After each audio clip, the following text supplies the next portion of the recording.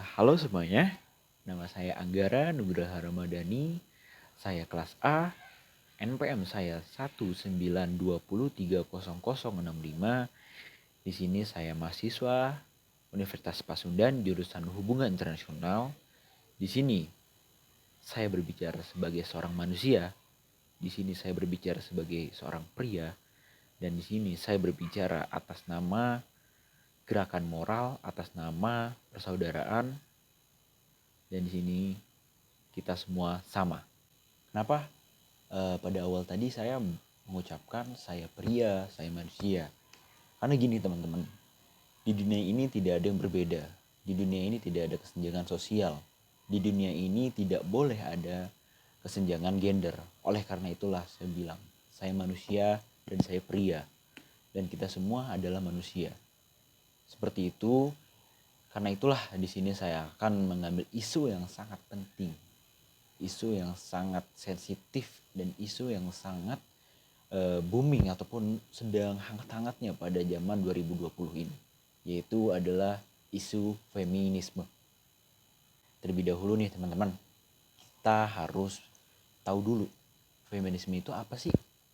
Feminisme itu kalau dalam hal teoritis atau dalam hal para ahli atau pakar-pakar adalah serangkaian gerakan sosial, gerakan politik dan ideologi yang memiliki tujuan yang sama, yaitu untuk mendefinisikan, untuk membangun, untuk mencapai kesetaraan gender di lingkup politik, di lingkup ekonomi, pribadi maupun sosial, teman-teman.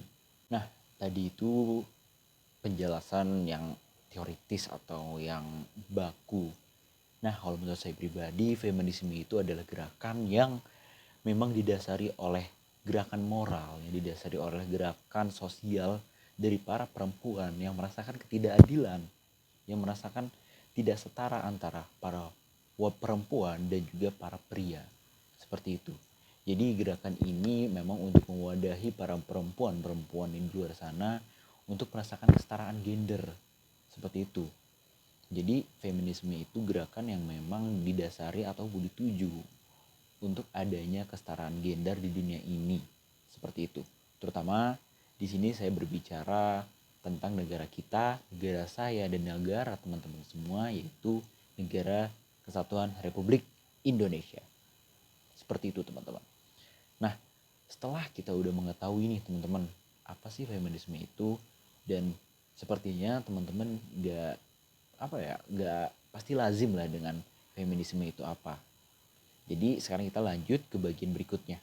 Di sini pun saya bertanya-tanya terhadap diri saya sendiri, apakah saya mendukung feminisme?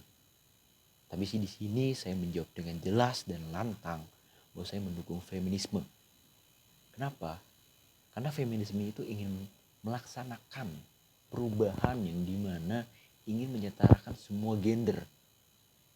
Jadi bisa kita simpulkan bahwa feminisme itu tidak ditujukan untuk perempuan saja, tapi ditujukan untuk kami para pria dan juga para perempuan.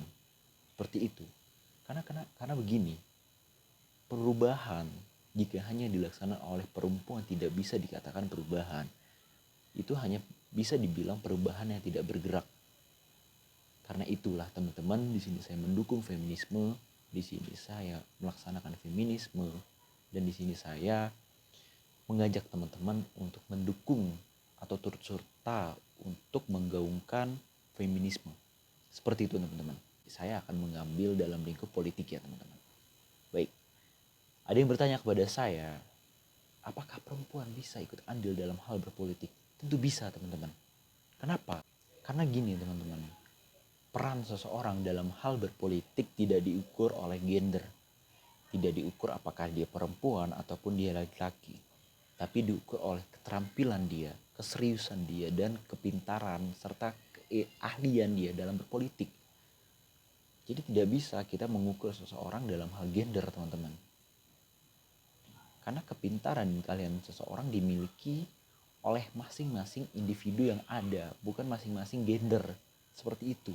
Seperti yang kita tahu, dalam hal sejarah ke belakang kita lihat kita pernah mempunyai presiden perempuan pertama, yaitu Presiden Megawati Soekarno Putri. Itu adalah bukti nyata yang dimana gender tidak bisa menjadi patokan dalam hal berpolitik. Seperti yang kita tahu sekarang, Ketua DPR kita adalah Puan Maharani, yang dimana beliau adalah anak dari Megawati Soekarno Putri. Dari sini kita tahu bahwasannya perempuan itu juga dapat mengambil andil dalam hal berpolitik, bahkan sudah menjadi presiden ataupun ketua DPR, yang dimana jabatan tertinggi dalam hal bernegara dan berpolitik. Kita patut berbangga teman-teman dan menghormati perjuangan perempuan di legislatif seperti layaknya Ibu Puan Maharani. Para aktivis perempuan yang ingin semua pihak mendukung aksi afirmatif agar kebijakan publik ataupun politik tidak bias sama sekali, melainkan mendinginkan suhu politik yang semakin memanas di siang hari. Seperti itu. Seperti yang kita tahu, banyak sekali atau pandangan-pandangan dari para orang-orang bahwasannya perempuan itu tidak bisa memimpin. Perempuan tidak bisa menjalankan suatu organisasi. Itu adalah pemikiran yang tidak masuk akal. Karena dalam hal sejarah, dalam hal bukti-bukti yang telah tertera dalam catatan tersejarah, kita sudah memiliki beberapa perempuan yang ikut andil dalam hal berpolitik. Seperti tadi saya sudah sebut, mantan presiden kita Megawati, dan pernah sekarang menteri luar negeri kita Ibu Retno, menteri perikanan Ibu Susi. Dalam hal semua itu, dalam hal lingkup politik, perempuan sudah dapat kita katakan sebagai peran penting dalam hal berpolitik. Seperti itu teman-teman. Jadi jika ditanya apakah perlu, sangat perlu. Saya berbicara dengan lantang dan tegas bahwa perempuan perlu ikut andil dalam hal berpolitik. Jadi di sini saya akan berbicara dukungan untuk para perempuan di luar sana yang ingin ikut andil ataupun ingin berpartisipasi dalam berpolitik. Jangan ragu, jangan takut, karena di dunia ini semua manusia itu sama. Perempuan, laki-laki itu sama. Kesetaraan gender itu penting teman-teman. Dan kalian untuk para perempuan di luar sana jangan ragu. Karena banyak orang mengira perempuan adalah orang yang lemah, tidak mampu bekerja keras, tidak dapat memimpin, tidak mampu menjalankan sebuah organisasi, ataupun tidak dapat berpolitik. Namun nyatanya perkataan mereka tidak benar teman-teman. Sama sekali tidak benar. Dan pernyataannya tidak ada logikanya. Karena apa? Mereka tidak melihat dalam hal sejarah.